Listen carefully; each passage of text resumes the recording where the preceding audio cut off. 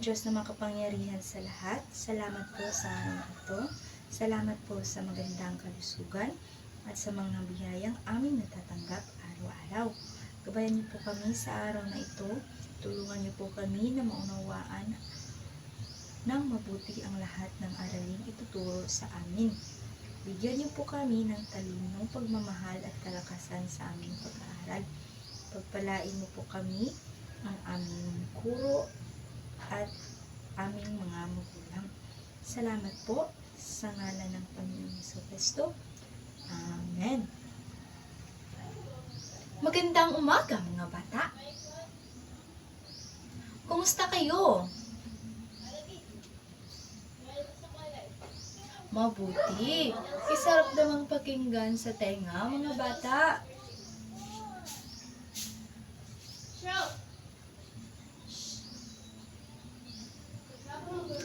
Ako nga pala si Teacher Angel. Ako ang magiging guro nyo sa araw na ito. Pwede nyo rin akong tawagin Teacher Jel. Sino nga ulit ako mga bata? Magaling. Mayroon bang lumiban sa klase sa inyo mga bata?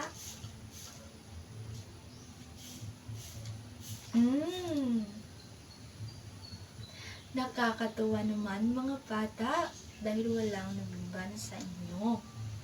Magbigay ng 3 palakpak. Magaling. Bago natin simulan ang ating aralin mga bata, mayroong iba't ibang paalala tuwing tayo ay may aralin.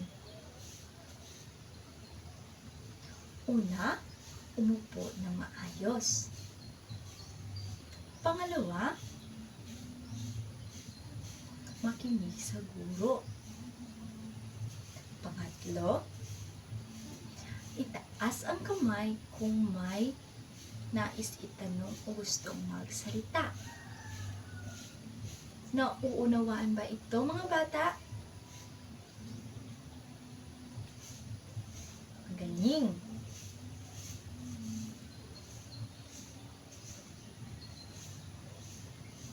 Ngayon mga bata,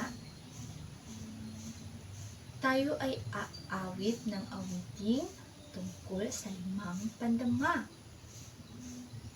Tingnan ang video presentation at sumunod mga bata.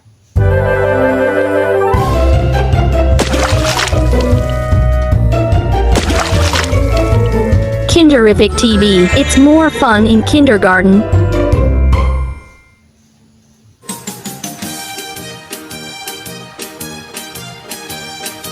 Kung aking mata, aking dalawang tainga, ilong na panghinga, kamay na masigla. La la la la la la la, la la la la la la, la la la la la la la, la la la la la la.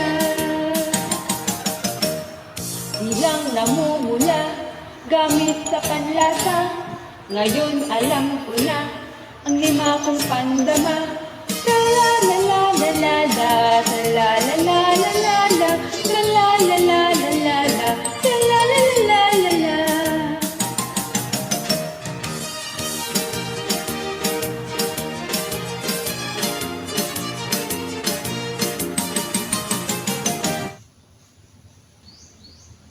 Ngayon mga bata, bago natin simulan ang ating bagong aralin, ating balikan ang ating naging paksa na ating tinalakay kahapon. Tungkol saan ang tinalakay natin kahapon?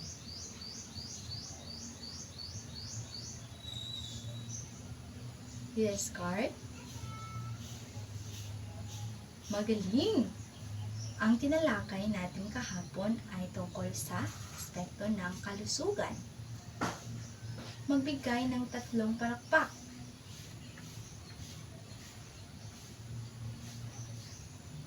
Ngayon naman, ano ang 3 aspeto ng kalusugan? Yes, Charlene?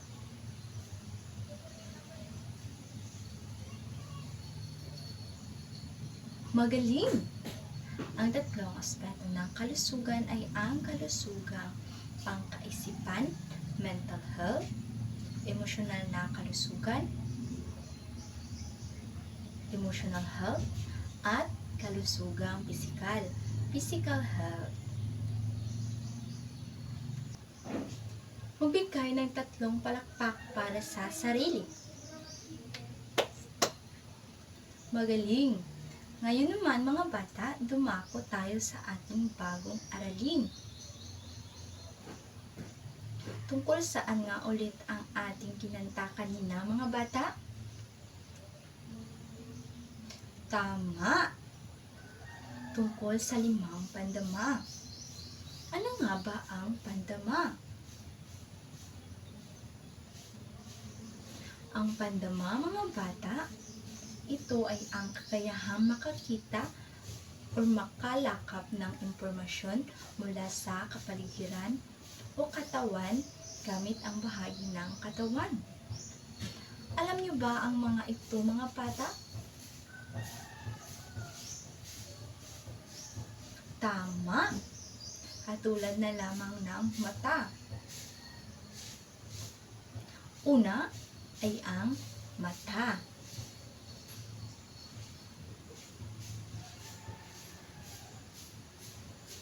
Ang mata ay o paningin. 2 ang mata natin. Ginagamit natin ito upang makakita ng mga bagay-bagay.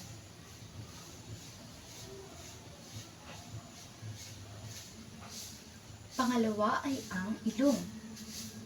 Ginagamit natin ito upang makaamoy. Pangatlo, ang balat at dama. Ginagamit ang balat upang makadama ng init o lamig sa ating paligid. Pang-4, ang tenga. Ginagamit ang tenga upang tayo ay makarinig. Naririnig natin ang mga tunog o awit gamit ang tenga. Pang-5 naman ay ang dila. Gamit ay ang panlasa. Ang dila ay isang uri ng pandama na tumutulong upang malasahan natin ang ating pagkain at mga inumin. Naiintindihan ba ito mga bata? Magaling! Ngayon mga bata, meron tayong gagawin. Magbugtungan tayo. Makinig sa guro mga bata dahil meron tayong gagawin, di ba? Magbugtungan tayo. Unawaing mabuti ang bugtong. Kapag alam na ang tamang sagot, iguhit ito. Naiintindihan ba ito mga bata? Mabuti. Una, isang balong malalim puno ng patalim. Pangalawa, halamang di nalalanta kahit natabas na. Pangatlo, 2 tindahan sabay na binuksan. Pang-4, 2 balong hindi malingon. Pang-5, 2 balon lalim ay paahon.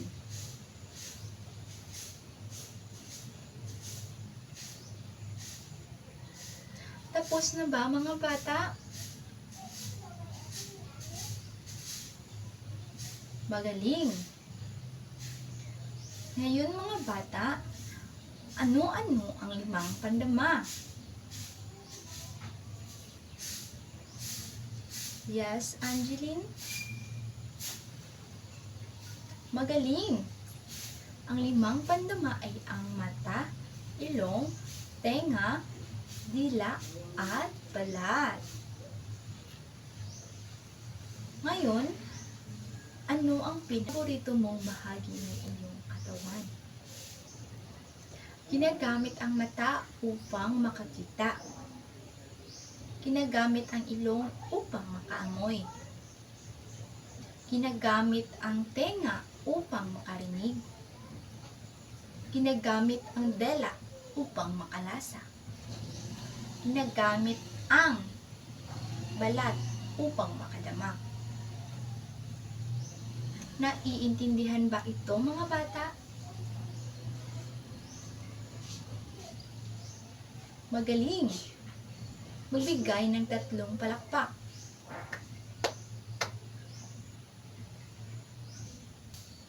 Ngayon, mga bata, meron tayong gagawin upang malaman ko kung talagang kayo ay nakikinig.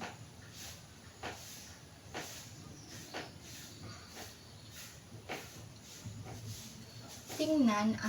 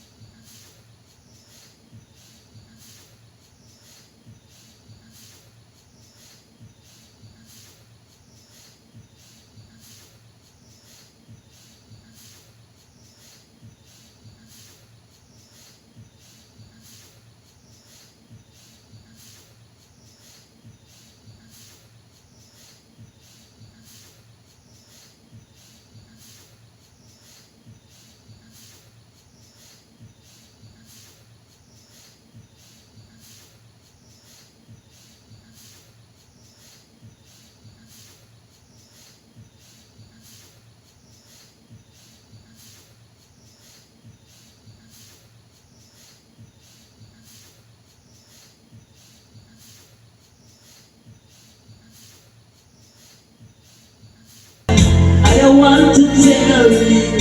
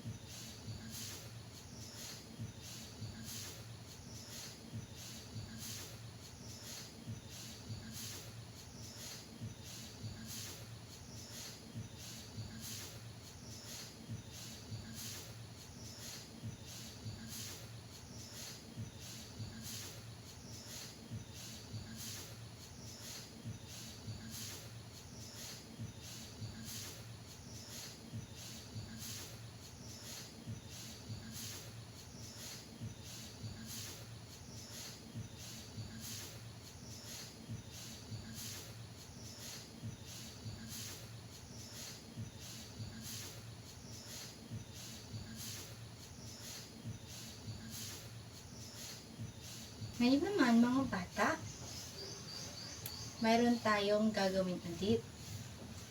Gawain sa pagkatuto.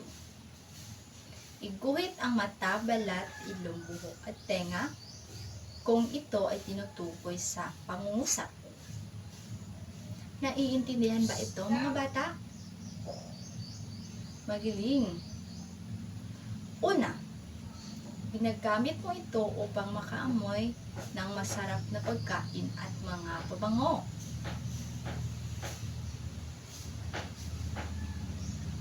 Pangalawa, Sa pamamagitan nito ay nakikita mo ang ganda ng iyong paligid.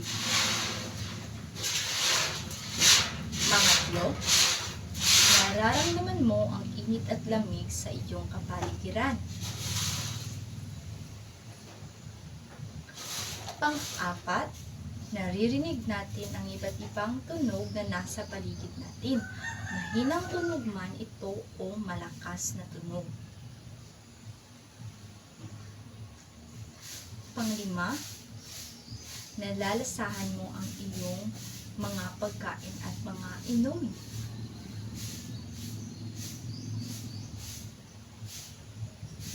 Ngayon mga bata, para sa inyong taktang aralin, gumupit ng mga larawan na nagpapakita ng iba't ibang gamit ang iyong pandama.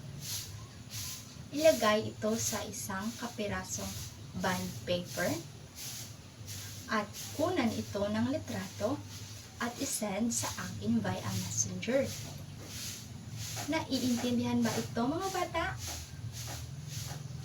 Magaling! Ngayon naman ay itago nyo na ang inyong mga gawaing bahay at iligpit na ang inyong mga gamit. Ilagay ito sa inyong bag. At tayo ay tumayo para sa ating panalangin. Handa na ba kayo mga bata? Magaling.